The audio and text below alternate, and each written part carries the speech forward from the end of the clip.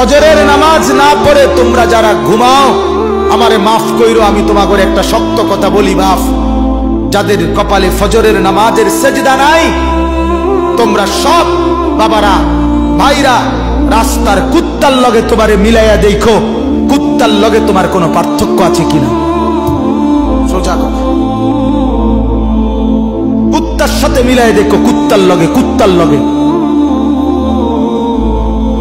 ওই জানোয়ার শুধু ঘুমায়, ওই জানোয়ার পেশাব পায়খানা করে, ওই জানোয়ার খাবার খায়, ওই জানোয়ার যৌবনের যৌন চাহিদা পূরণ করে।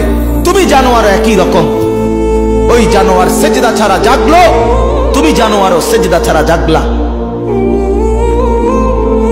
যদি বিবেক থাকে, লজ্জা থাকে, যদি মার দুধ খেয়ে থাকো, যদি মুসলমানের বাচ্চা হয়ে থাকো, যদি ইমানের রক্ত থাকে, ইমানের বিন্দু থাকে, তো যদি কানে আজান শুনে থাকো, আল্লাহর ওয়াস্তে নামাজ পড়ো। বলো ইনশাআল্লাহ।